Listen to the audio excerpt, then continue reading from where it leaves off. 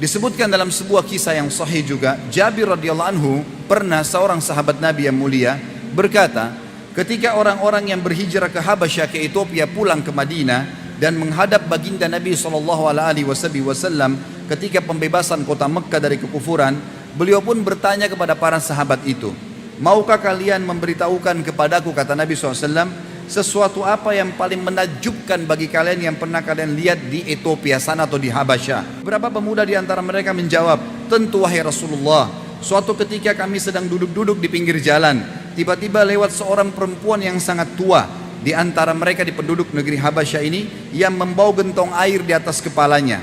Tiba-tiba perempuan tersebut bersenggolan atau lewat di sebelahnya seorang anak muda laki-laki, yang tiba-tiba anak laki-laki tersebut memegang pundak si perempuan tadi, kemudian mendorongnya sehingga perempuan itu jatuh berlutut dan pecahlah gentong airnya.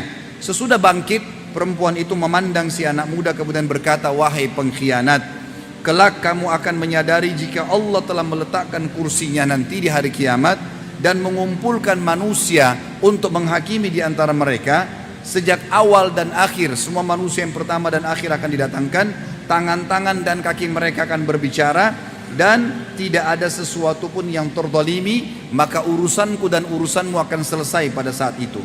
Maka Nabi SAW bersabda, apa yang diucapkan perempuan itu benar. Bagaimana Allah memberkahi suatu kaum yang tidak mau menolong orang yang lemah dari tindakan orang yang berbuat aniaya. Abdullah bin Salam radhiyallahu anhu, seorang sahabat Nabi yang mulia, berkata, sesungguhnya tak kala Allah menciptakan makhluk dan mereka telah berdiri di atas kaki-kaki mereka, mereka pun mendongakkan kepala mereka ke langit seraya berkata, wahai Rabb, bersama siapakah engkau? Maka Allah menjawab, bersama dengan orang-orang yang dizalimi hingga hak mereka kembali kepada mereka masing-masing. Wahab bin Munabbih menceritakan dalam sebuah riwayat yang sahih tentang balasan orang-orang yang zalim. Di dalam sebuah kisah dikatakan ada seorang raja yang zalim. Dia membangun istana yang besar di sebelah gubuk seorang wanita tua di perkampungannya atau di wilayahnya. Kemudian robohlah rumah si wanita tua itu, sampai akhirnya wanita tersebut melarikan diri dari keluar rumahnya. Kemudian dia melihat bangunan yang kokoh dan besar berada di sebelah rumahnya milik raja zalim. Lalu si wanita itu bertanya kepada orang-orang di sekitarnya, siapa yang telah merobohkan rumahku ini? Maka mereka berkata, raja.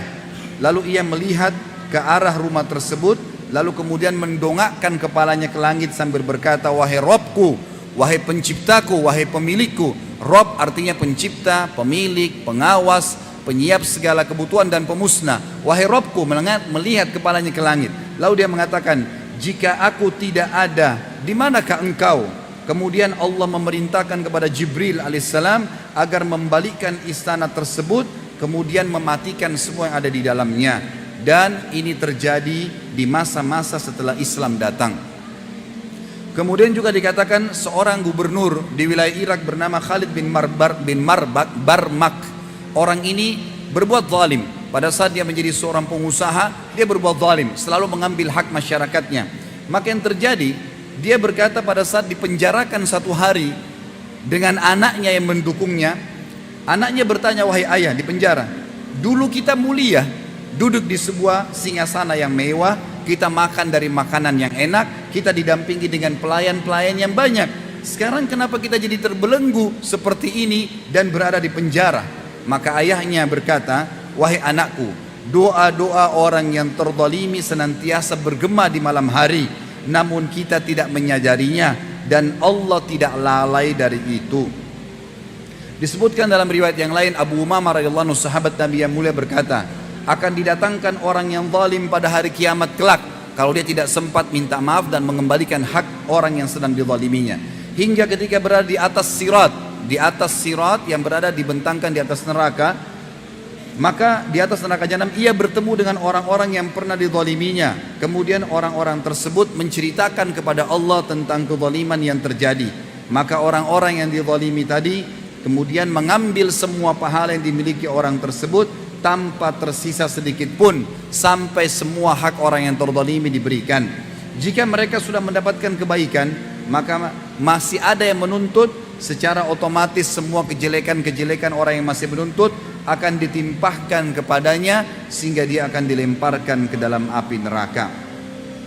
Abdullah bin Unais radhiyallahu anhu meriwayatkan juga dalam riwayat yang sahih, aku mendengarkan Rasulullah SAW bersabda, pada hari kiamat nanti semua hamba akan dikumpulkan dalam keadaan tanpa alas kaki, telanjang badan dan tidak berkhitan.